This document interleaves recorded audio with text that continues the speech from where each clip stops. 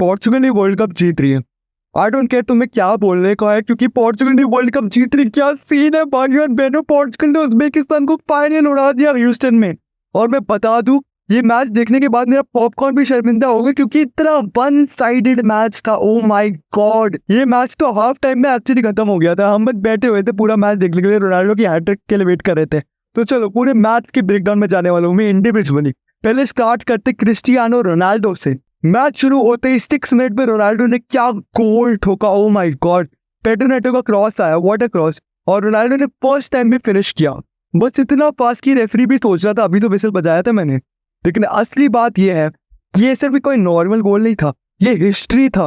Ronaldo बंदा पहला बन गया था जिसने 6 डिफरेंट वर्ल्ड कप्स में गोल मारा। सोच के देखो, ये बंदा 2006 से गोल मारा है वर्ल्ड कप में, और अभी 2026 में भी मार चुका है। मतलब इसका करियर इतना लंबा हो गया है कि मतलब यूट्यूब भी, जब से यूट्यूब आया ना तब से वो रोनाल्डो गोल्स मारा है वर्ल्ड कप में। 41 साल का, नी 41, इतनी एज में लोग नी रिप्लेसमेंट के बारे में सोचते हैं। ये बंदा वर्ल्ड कप में स्प्रिंट लगा रहा है, गोल मार रहा है।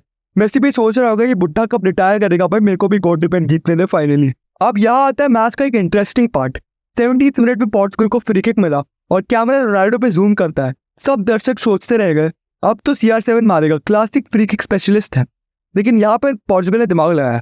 रोनाल्डो सिर्फ खड़ा रहा, वहाँ पे बैठा रहा और प्योर डिकॉय ड्यूटी के लिए। मतलब उसका काम था बस डिस्ट्रैक्ट करने को सारे डिफेंडर्स के लिए, ताकि सबको लगे वो मारा। तुम्हें पता है रोनाल्डो ऐसे खड़े होते हैं तो सबको लगता है वही मारने वाला है भाई, ऑब्वियसली सबको ऐसे लगी है। और जब रोनाल्डो तक करता गया, वहाँ पे नूनो मेंडेस ने अपना क्या लेफ्ट रॉकेट मारा, उनको पता भी नहीं चला, बॉल का वो बैक ऑफ द नेट पहुंच गई। भाई क्या प्ले, क्या व्हाट अ प्ले। ये जो टैक्टिक था इसको फुटबॉल में बोलते हैं सेट पीस रूटीन, और स्पेसिफिक सेट पीस रूटीन को बेट एंड स्विच कहते हैं। सब उज्बेकिस्तान के डिफेंडर्स रोनाल्डो को देखते रह गए, जैसे हम सब ट्रैफिक सिग्नल पे फोन देखते रहते हैं और साइड से नूनो मेंडेस ने क्या गोल निकाला, व्हाट अ गोल। अब थोड़ा जूम इन करते हैं नूनो मेंडेस पे, क्योंकि भाई ये फुल मैच में एक मशीन की तरह चल रहा था। लेफ्ट बैक पोजीशन में खेलता है, उसने लेफ्ट बैक पोजीशन रेनोवेट कर दिया भाई। मतलब लेफ्ट बैक का पोजीशन होता है कि वो यूजुअली डिफेंस करे, थोड़ा डिफेंड ऐसे करते रहे। लेकिन इस मैच में उसने वो डिफेंड नहीं किया, क्या भागा है अटैक में, क्या भागा है। ये कमेंट्री में कंफ्यूजन था, डिफेंडर है या विंगर है, उसका ओवरलैपिंग रन, उसकी स्पीड और फिर उसका गोल, ये सब कंबाइन करके फुल पैकेज बनता है। पूरे मैच में उज्बेकिस्तान के विंग बैक्स को तब परेशान किया उसने, मतलब नूनो मेंडेस ने उनको पेल के रख दिया। और ये जो मॉडर्न फुटबॉल है इसमें फुल बैक सिर्फ डिफेंड नहीं कर सकता, उसमें अटैक में भी पार्ट लेना पड़ता है। मेंडेस इस कॉन्सेप्ट का परफेक्ट एग्जाम्पल है। वो असिस्ट मशीन भी है, फिनिशर भी है और डिफेंस में कंप्लीटली सॉलिड है। ट्रिपल थ्रेट, जैसे कि वो बंदा जो ऑफिस में कोडिंग भी करता है, प्रेजेंटेशन भी करता है, बॉस से डांट भी खाता है, सब काम खुद ही करता है। हाफ टाइम से थोड़ी देर पहले ब्रूनो फर्नांडिस ने काउंटर अटैक में थ्रू बॉल डाली और रोनाल्डो ने फर्स्ट टच में क्या गोल मारा अपनी ब्रेस कंप्लीट करने के लिए।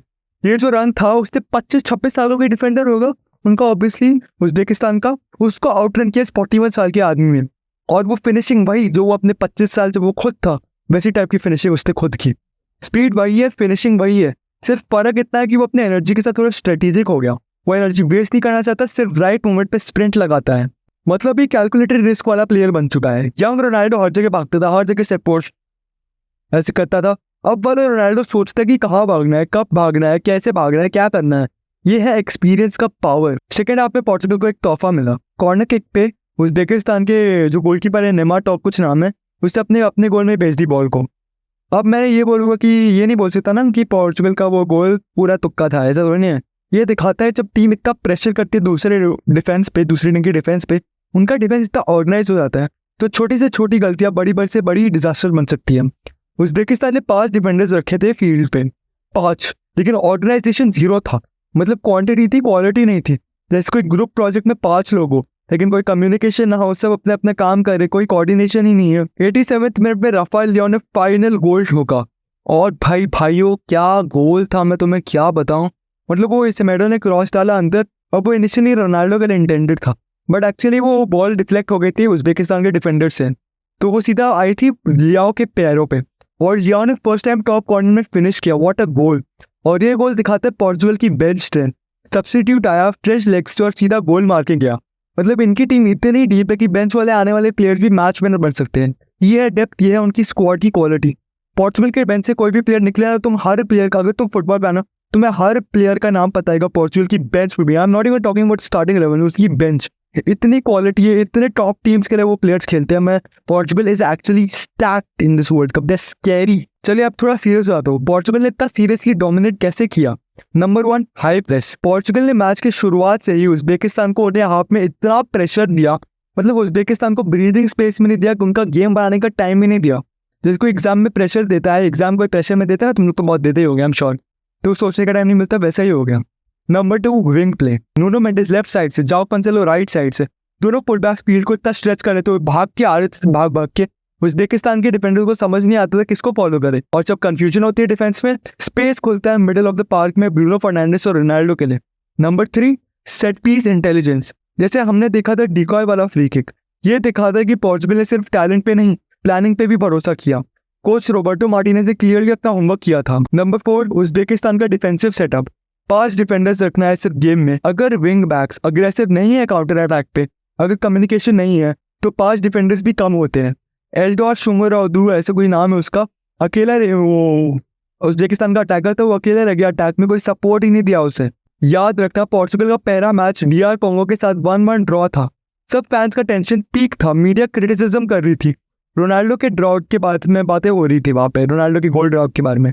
तो ये फाइनल का वो जो विन है, फाइनल का विन, ये एक नॉर्मल विन नहीं, एक स्टेटमेंट है, ये बताने के लिए कि हम पोर्चुगल, हम भी टॉप कंटेंडर्स है इसके लिए, हम अभी भी डेंजरस है।